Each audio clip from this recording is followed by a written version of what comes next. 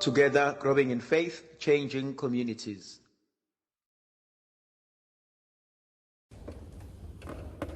Makathunyiswe uJesu Kristo. Namhlanje thandazami ngifisa ukuba sibuke incwadi yevangeli likaMateyu isahluko sesibili ivesi yokuqala kuze kube ivesi yeshumi nambili. Matthew chapter 2 from verse 1 kuze kube verse 12. Uma sibuka le ndaba kunezinto ezimbalwa ezibalekile uMateyu asikhombisa zona. But also ngiyafisa ukuba sithi ukhathanisa indlela uJesu avezwa ngayo kuMateyu nendlela uJesu avezwa ngayo evangelini likaLukas.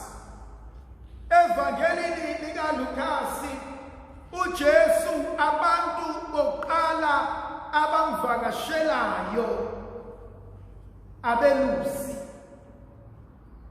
And uJesu bevakashelwa abelusi, uLukasi ufuna ukusikhombisa ukuthi uJesu first and foremost ungumelusi. Athe evangelini likaJohanesi, mina ngingumelusi omuhle. Ngiyazazi ezami nezami ziyangazi, ngizibiza ngamagama. And so namhlanje sigubha umkhosi wokuhlaluka kwenkosi. Sigubha umkhosi la uKristo evezela umhlaba ukuthi ungubani. Into yokuqala engifisa sibheke ukuthi uNkulunkulu uJesu ungumalusi omuhle. Uyasazi udela konke ukuze asivikele. Uma kukhona izinto eziqhamuka emaceleni ezifisa ukusilimaza, yena uhlezi phakathi kwethu ecabanga ukusivikela ngakho konke. Uthi uDavide uma ekhuluma chapter 23 athi Jehova ungumalusi wami, angiyakwesaba, angiyakweswela lutho. Yokuqala engifisa sikhumbule ukuthi kukho konke okwenzakalayo uNkulunkulu wethu usibiza ngamagama. Uthi-ke ilanga uDavide elusa umhlambi uthi kwafika ingonyama ifuna ukubulala, kodwa yena wayibulala ngezandla. Kwafika ibhele lifuna ukubulala, yena wabulala ngezandla. uNkulunkulu wethu ukwazi ukusinakekela asilwele nezimpi esingakayiboni thina. uNkulunkulu wethu ukwazi ukusivikela noma silele. uNkulunkulu wethu ukwazi ukuhlala nathi nabantu abangafuni ukusibona siqhubekela phambili, kodwa yena uhlezi emisile ngakithi. Point esibili engifisa ukuba ngikhulume ngayo, uma uJesu evezwa encwadini kaMateyu kuthiwa izazi ezaziphuma empumalanga zaya eJerusalema. Point number 2. If kukhona into oyifunayo nebalekile empilweni yakho, awukwazi ukuyithola uma uhlezi phansi. You can never grow in your comfort zone.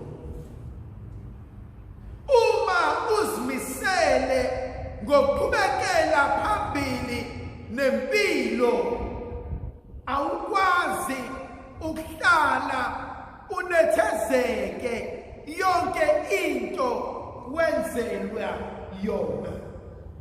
I always say, uma ngiagwisha in my mind, uma ungumntwana osesebenza or over 25 or 30 years old, uma usahlala nabazali bakho, you will never progress in life. Mawusahlele ekhaya, sonke silakhaya, kodwa uyasebenza, usalala embhedeni owathengwa ngumama nobaba, nisahlala kosofa abathengwa abazali, you will never progress in life. You will always be ingane kababa nomama.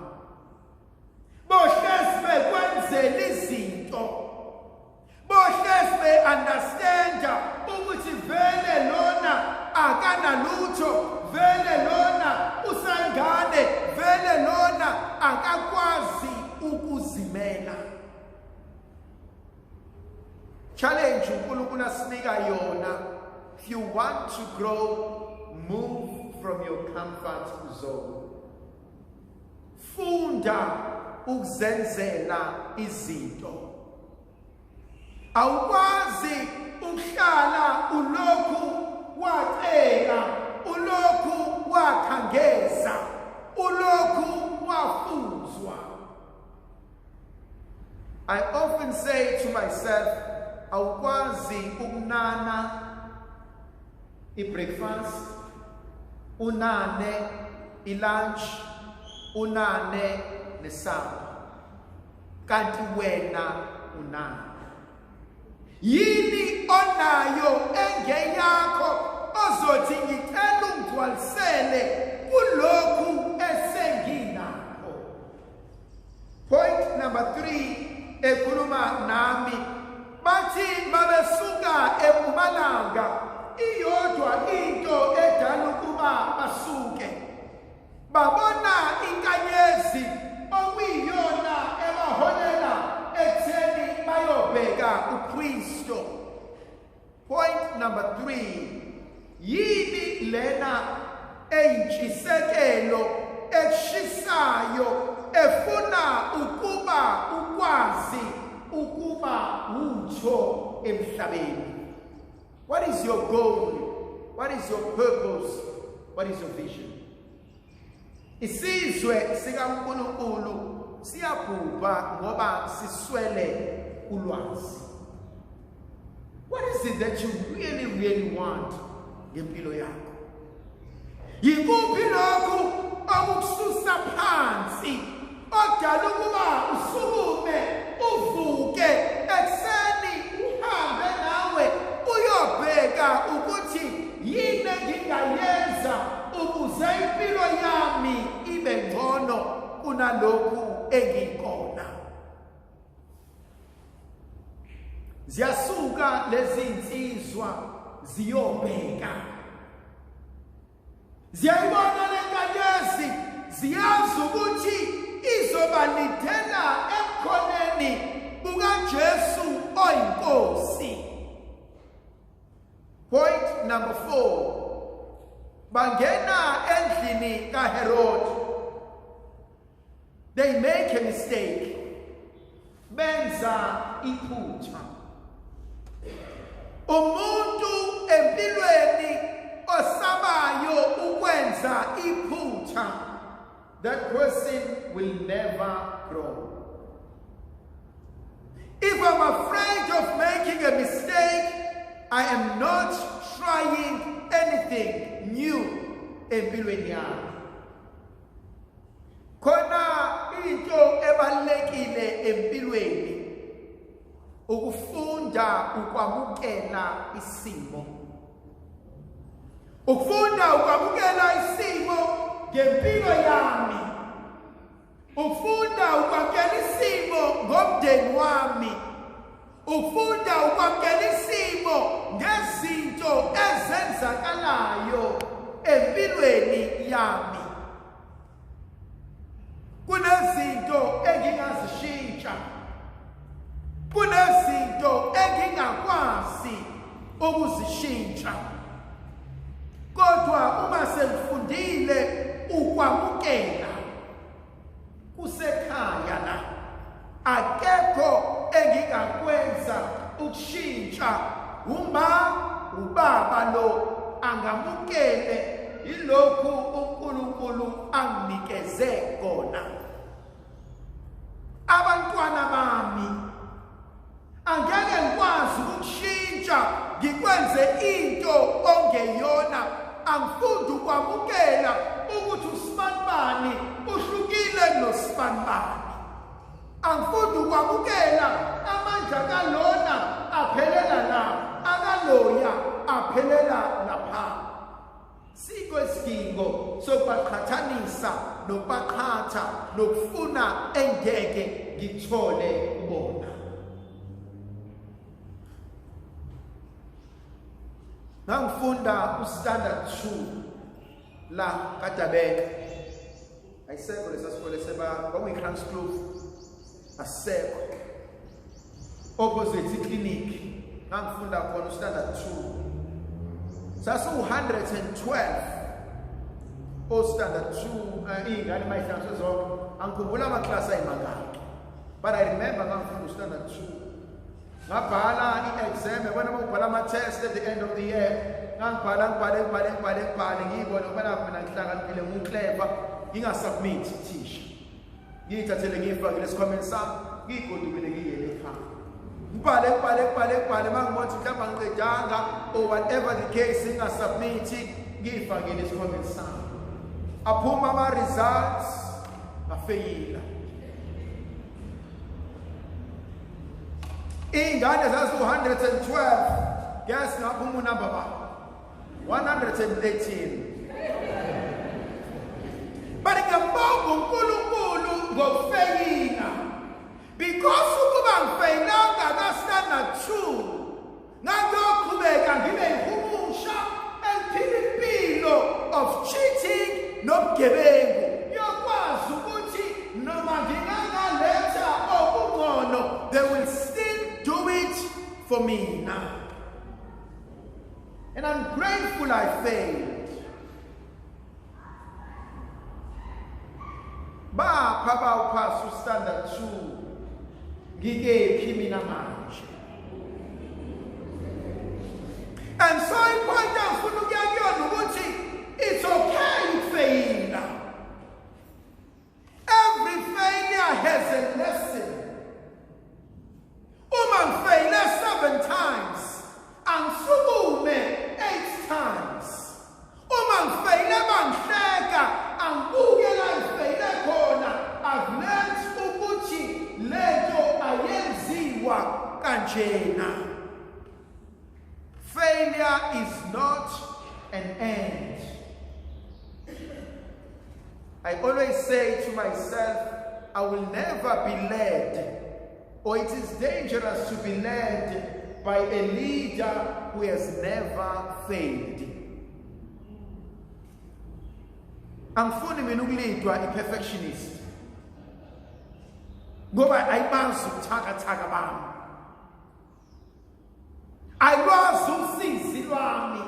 Angifuni mase ngiyakena ngithi nginenkinga ukuthi angidonsele incwadi, angidonsele imithetho, angidonsele iBhayibheli, athi lapha ukuthi nokuthi. I don't want a person who's never failed to give me an advice about life ngoba ukwazi ukushayeka empilweni. I need you to go back to your own brokenness. Then I may listen to you. Lamadoda, they failed. They end up in a wrong house. Is it possible in Tanzania to start something? Ngifuna ukwenza ukuthi, but along the way I miss the mark. Yes, it's possible. Ngangifuna ukuba, ngangiqophela ukuba, ngangifundela ukuba, but akwenzekanga.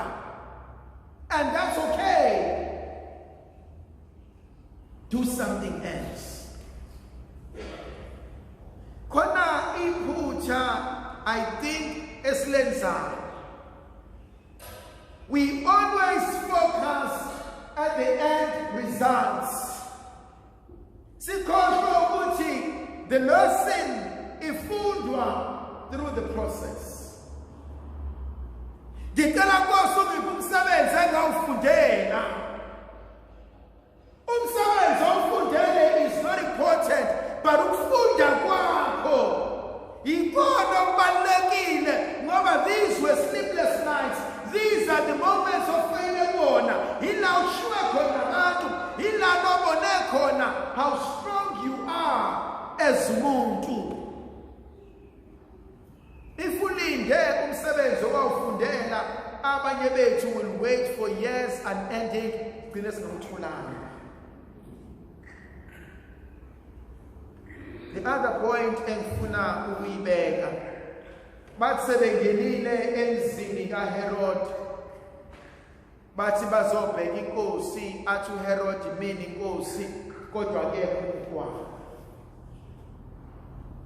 Ebese buza abantu bakhe bamtshela ukuthi uKristu uzozalwa, and uHerod is terrified. Uyalisaba lelo qiniso. Ebese ethi bona hambani nibheke umntwana mase nimtholile nintshele ngiyokhuleka kuyena. There are a few points engifuna ukuwasho la. When you are excited, vala umlomo wakho. When you are depressed, vala umlomo wakho. Kunabantu esibaxoxela izinto ayinga ngoba nakho si excited, ngoba nakho sijabule, ngoba nakho sifuna uvo lwabo. Akusibo bonke abantu abasilalelayo abafuna ukusibona siqhubekela phambili. Akusibo bonke esigudle nabo eswini sashiyelana nabo ibele abafuna ukubona bathakasele ukuthi wena you are making it in life. Bangaki abantu esiye kubona basitshela ukuthi le idea yokukhuluma ngayo ayisoze yasebenza.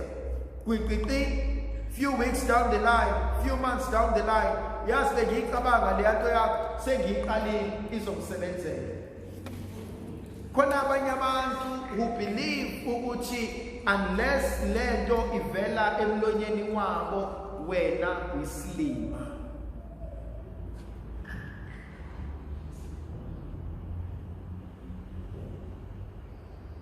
Kunabantu that you need to make peace with empilweni yakho ukuthi angikwazi ukuxoxela iprogress yempilo yami,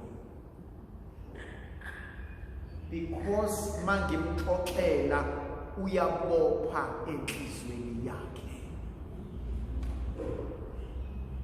Thandwazama abantu abathakathi ngokuthi kuphela.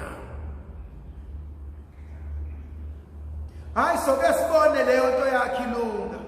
Hayi zama nabanye bazama kodwa akulunganga.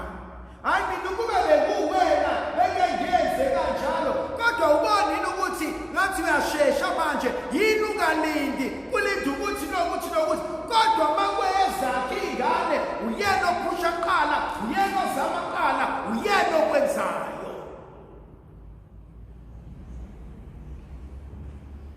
Khona umkhuleko enguthandayo, Nkosi nqanda ulimi lami. Anike niye ukuxoxela abantu izinto uNkulunkulu anambulele zona emaphusheni enu, hambe xoxela bonke abanye. Uthi uNkulunkulu ufuna ukupha ukuthi when you are gijima yazi uNkulunkulu uthenazi inamba zelotho. The last point engifuna ukuyibeka thandazana. Bathi sebehleli noHerod ofuna ukubadidisa. Bayaphuma bayahamba mase bewushiya umuzi kaHerod, inkanyezi iyabonakala. Ebathatha iyobabeka uJesu. ngikushilo lokhu izolo ngisafisa ukusho sengiphetha kunabanye bethu who have invited wrong people in our lives, and labo bantu ibona abavala ibusiso zikaNkulunkulu. Nangu Abraham, nangu Lot. uNkulunkulu ukhuluma noAbraham amkhombise icebo neplan yakhe. uAbraham uthatha uLot, uNkulunkulu uvala umlomo angaphinda akhulume noAbraham. Kube khona ingxabano kubasebenzi bakaLot noAbraham. uAbraham noLot badecide wena phuma ushonele nomunye aphuma ashonele, abuye uNkulunkulu azokhuluma noAbraham ngoba uLot akasekho.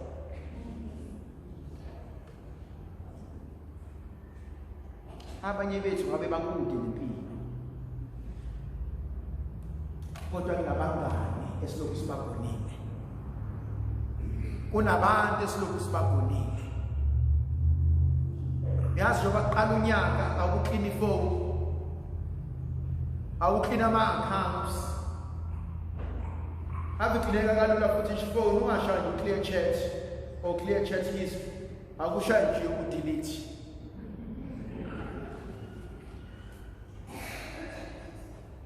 Angikaze ngikhulume naye for the past 7-8 years. Udingani phokule phone? Vele usibanibani inyama ukhuluma kwami naye kufana nenyama yangaphakathi elumelayo. I said, if it cost you your peace, delete. If it makes you apprehensive, delete. If it makes you uncomfortable, walk away.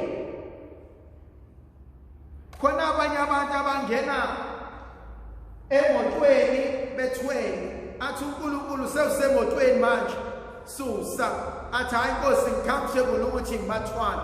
Kunabantu abasempilweni yakho uyitshela ukuthi niyazwana nabangani bayathanda, abanye abakuthandi. They love how they feel when they are with you. They love what you do for them. Wait till you lose your money, your influence and everything. They will show you their true selves. Abathandi wena, bathanda ukuthi uyinyoni yamazi. Lokazi izulu ayibe nathi sibusise sivikele isikhanyisele ngoyise nendodana nomoya ocwebileyo.